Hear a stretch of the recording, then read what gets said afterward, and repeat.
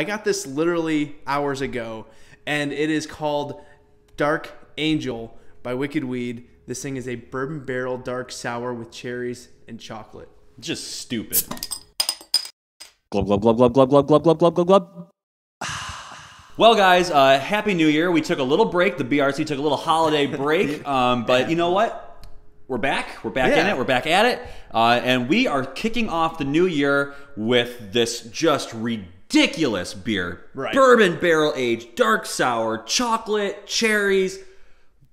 What? I mean, the description alone screams double 100. But I'm gonna hold back. Right? I'm not gonna go that far yet because I've had beers that I've been like so amped to try that I've never lived up to the double 100 hype, and I'm hoping this is the opposite. Who is the beautiful soul who sent this to us? This is Jesse McNeil. He sent us a whole bunch of beer. 2 bottles broke. No, they say whenever a beer shatters in a shipment, an angel loses its wings and goes to hell. So I've heard. So sorry, pour some out for those angels that lost their wings. But let's dive on into this beer and tell you what this thing smells like.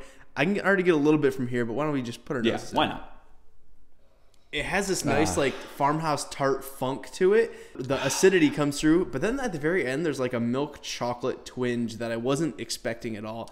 But it's really, really nice. This smells like a fantastic cherry wine. That cherry tartness and that lactic bite that you're getting from the souring, it just comes off as a really nice cherry wine, which I love. And I can already tell this is going to be fantastic. Like you said, some chocolate notes that the cherry comes through very prominently. There's that woody quality, I think, just adds to that wine-ness. Yeah. So, and really, really nice. The bourbon, to me, doesn't quite explode. And when you get a bourbon barrel beer, normally you think it's going to be like a big punch of bourbon flavor. Yeah. Not so much. I'm getting a lot of the other ones, and maybe the bourbon's just going to be like a background player for this beer. It smells delicious, but there's really only one way to find out. That's right. And we have to dive in, so let's do that right now. Cheers. It has layers, and it starts off with a nice little sour flavor. The more I let it linger, the more I get the cherry, the more I get the chocolate. I barely get any barrel or bourbon at all. But honestly, this is a little bit thin. I mean, there's not a whole lot of like punch. I completely agree. That mouthfeel is leaving a little bit to be desired. It's carbonated just fine, but it's so thin, it almost feels like I'm drinking like a pop or a soda. Right. The flavors are good, but they're not pronounced. They're not like bold. They're good, but it's kind of thin. It's kind of weak a little bit. I'm a little surprised. I think my worst fears were confirmed though.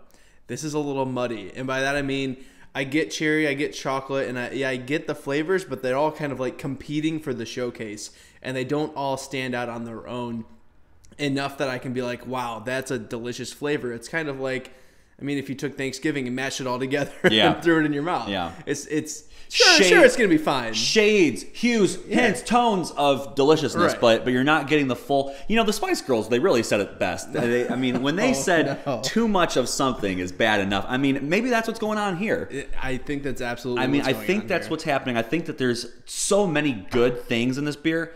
They're just competing for our attention, and really, they're all like they're spreading us too thin. Right. Why don't we dive into the ratings? Yeah. Ron, are you ready? Do you know what you're going to give this one? Yeah. All right.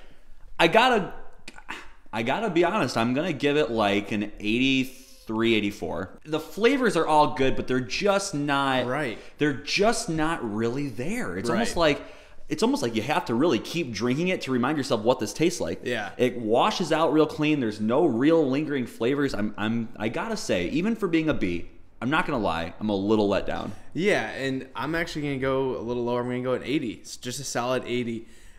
I mean, it's drinkable. It's really, really good. And I think we're sounding depressed about it because we have such high hopes based on the descriptors.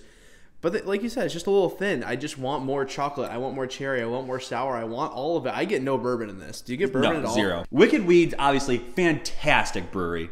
And this is actually, it's good, but it's just not what we were hoping for. So, well, that's it. Thanks for watching another episode. Do you have any concoction beer like this that you think we should try? Something that's just on paper sounds great, but actually delivers? If you do, let us know in the comment section below. And as always, remember, We're the Brew Review Crew. we'll review. A brew for you. Cheers. Cheers. It's kind of like Spider-Man, right? With great power comes great responsibility, and that would be like if Spider-Man decided to like rescue cats from a tree instead of, you know, save New York City, right? You know, from the Green It's Goblin. It's nice. Like it's nice. Like thank you, Spider-Man. Thanks. Like you did a nice thing, but Yeah. but like you got it in you to bring a little more to the table. Right.